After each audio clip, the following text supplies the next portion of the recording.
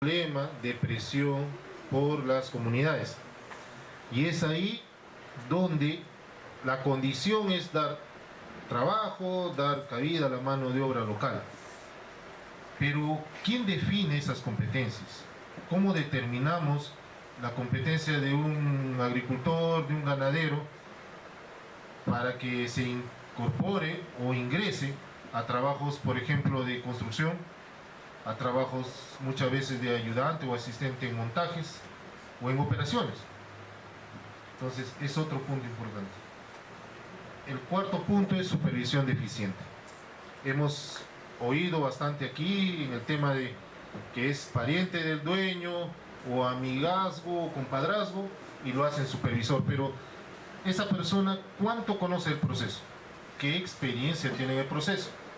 ¿Cuál es su aporte al personal de trabajadores y obreros en el cumplimiento de la función y de la labor? Le dan una orden y él hace que se ejecute. ¿Cómo? No sabe, pero él ordena también. Y otro punto es el no ejercicio al derecho a decir no. Si bien es cierto, es un derecho que está estipulado y se predica mucho, pero ¿cuánto de eso realmente es efectivo? ¿Cuánto es cierto? Podemos hablar acá de varios temas. Un tema, digamos, cultural, un tema, no sé, de crianza. Se ejerce mucho acá a veces la presión de la supervisión y la compensación con la sumisión del trabajador.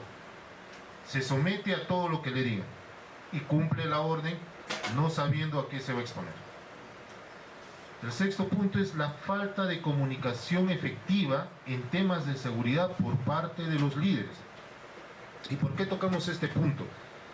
Porque cuando tenemos las reuniones de gerencia, de directorio, las altas gerencias y jefaturas siempre predican y dicen, sí, la seguridad es lo primero, pero de ahí para allá, ¿se cumple?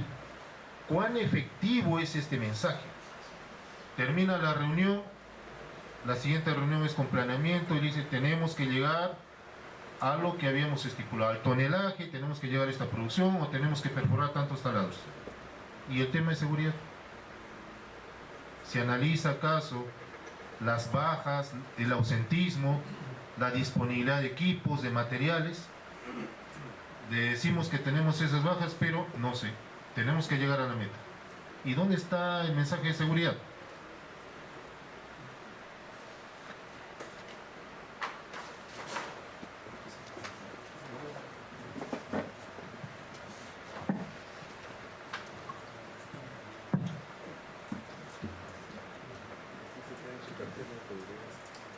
El siguiente tema fue la deficiente capacitación por competencias. Ya lo habían mencionado los colegas anteriormente, y es que no podemos todavía determinar a la fecha una correcta capacitación de acuerdo a lo que va a hacer cada trabajador. Hablamos mucho de esto, pero seguimos repitiendo y seguimos cayendo en el mismo error. Presión por cumplimiento de los objetivos, avance en la construcción, por lograr de repente terminar de gastar el presupuesto, pero no nos fijamos en si realmente la persona tiene las competencias, si las conoce y fue debidamente capacitado. El otro punto fue la deficiente selección, administración y manejo de contratistas. Contratistas ahora hay por montones, desde privados, comunales, etc. Pero ¿quién realmente maneja esta selección? ¿Nos involucran y hasta qué punto nos involucran a los profesionales en seguridad en este tema? Nosotros, bueno, el área operacional hace requerimientos, nos piden nuestra opinión, pero de ahí para adelante, abastecimientos, logísticos, supply chain maneja todo este sistema. Una compañía contratista pudo haber tenido un desempeño fallido en seguridad en una determinada labor, proyecto, cambia de razón social y se presenta en otra mina con otro nombre, presenta estándares, sistemas de gestión, porque pagó a alguien, se los armó, y por los precios califica y lo contrata. Pero la maña, la costumbre es la misma.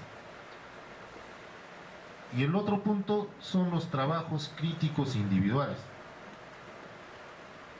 El anterior decreto supremo 046 establecía que siempre debe hacerse un trabajo mínimo de a dos, nunca un trabajo en forma individual. ¿Y esto por qué? Porque cuando se ingresa a labores subterráneas o por ejemplo se hace un trabajo de exploración, se suele muchas veces dividir el equipo. Anda tú por la derecha, yo voy por la izquierda. Pero ¿quién lo supervisa ahí? No hay esa retroalimentación o esa supervisión de dúo. Yo te cuido, tú me cuidas. Entonces cuando uno está solo, asume riesgos innecesarios y tiene una falsa percepción de él. Y obviamente vienen los accidentes. Esto lo habíamos tocado como elementos generales y después habíamos visto los temas ya específicos en lo que habíamos visto los tres grandes grupos de accidentes.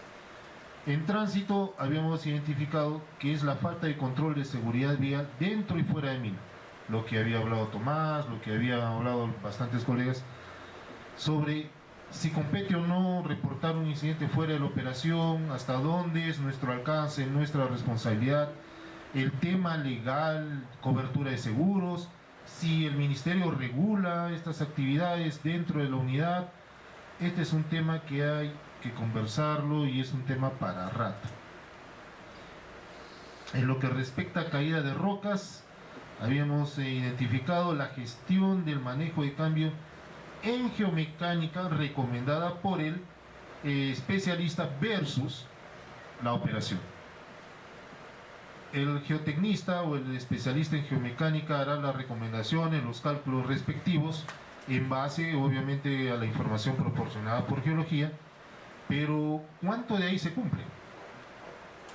Porque obviamente van a haber márgenes de seguridad, pero ¿la parte operacional realmente cumple con eso, con lo estipulado?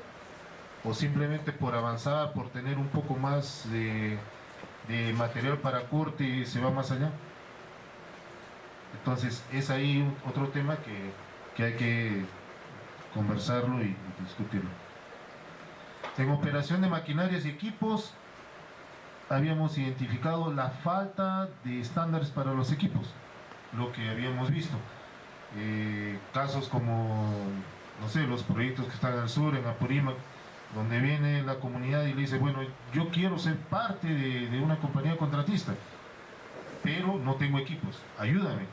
Y por ahorrar costos compran cualquier tipo de equipos y los meten a trabajar. Y si no los metes a trabajar, te paran el proyecto. Hay una presión ejercida ahí, muchas veces se tiene que tolerar ese riesgo, se tiene que aceptar esos estándares para no perjudicar todo el desarrollo de un equipo, de una actividad. El siguiente punto fue el involucramiento y exigencias de empresas comunales en la actividad minera. Aquí sí ya nos vamos un poco más allá, porque ya nos están regulando en todo aspecto. Desde la contratación de personal, si tú quieres un especialista en seguridad, tiene que pasar por la comunidad, o búscalo primero en la comunidad, si no hay, recién lo buscas fuera. Abastecimiento de equipos, insumos, etcétera, etcétera. Y lo que habíamos visto antes, que hay una presión, si no me das, te paro, te bloqueo. Y otro punto también fue las funciones del operador múltiple. ¿A cuántos de nosotros no nos ha pasado tener en la operación operadores que operan varios equipos? Equipos de morugas, en ruedas, vehículos livianos, ligeros, y son múltiples.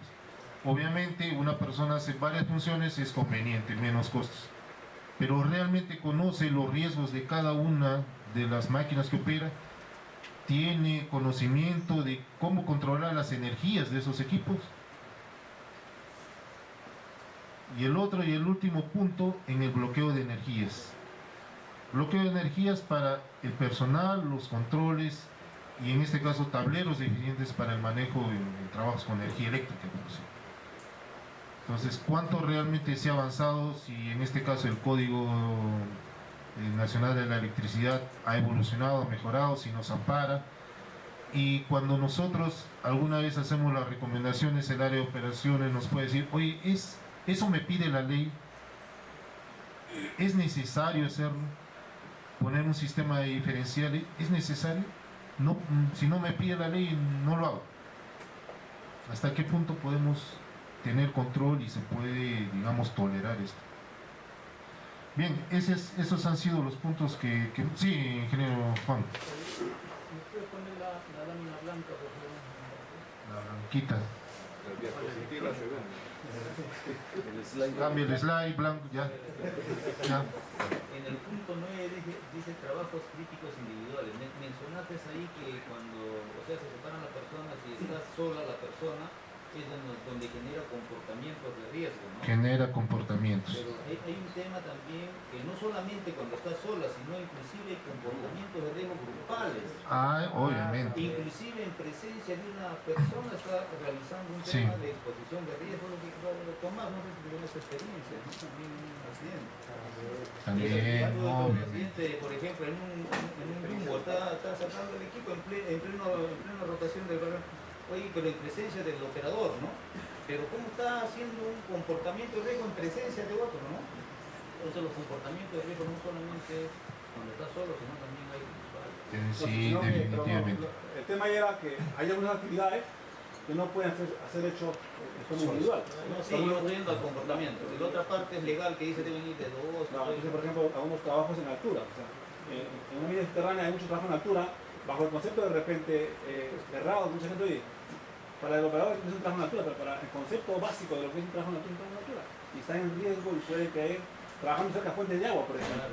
Es un trabajo que requiere otra persona que esté observándolo, ¿no? Más que observándolo, atento a lo que está pasando, ¿no? Pero en el fondo los comportamientos de riesgo no es solamente personas, sino también hay grupales. Claro. Y el comportamiento por parte de la acción social, ¿no? Por el entorno social. Permisivo. ¿Otra pregunta? Next. Sí, muy bien. Gracias.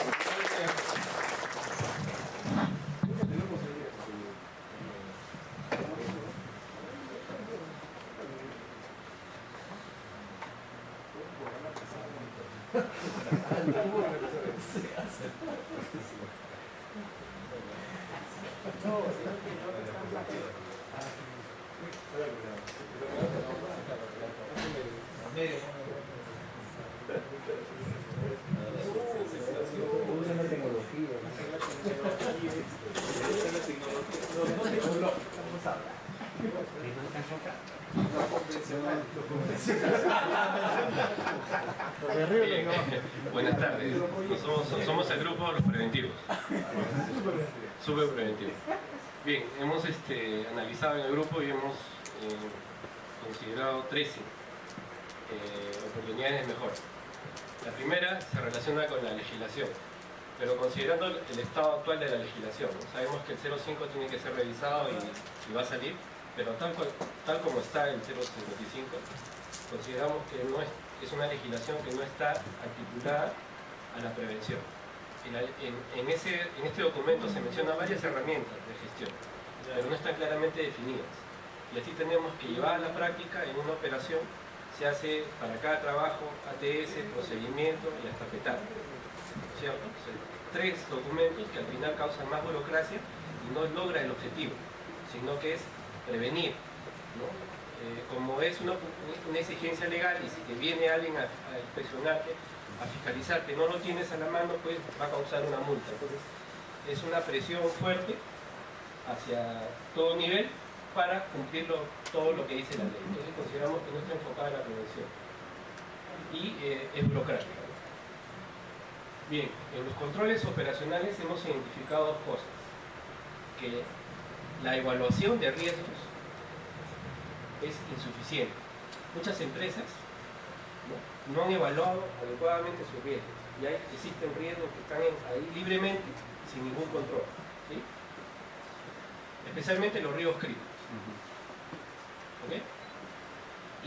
Y después, algunos ya han evaluado, pero la jerarquía de los controles, de implementación de los controles tampoco no es adecuada. Y más tienden a la parte administrativa, o sea, procedimientos, documentos y EPP, más que a las barreras duras, ¿no? A los controles de ingeniería, al diseño propio de las cosas.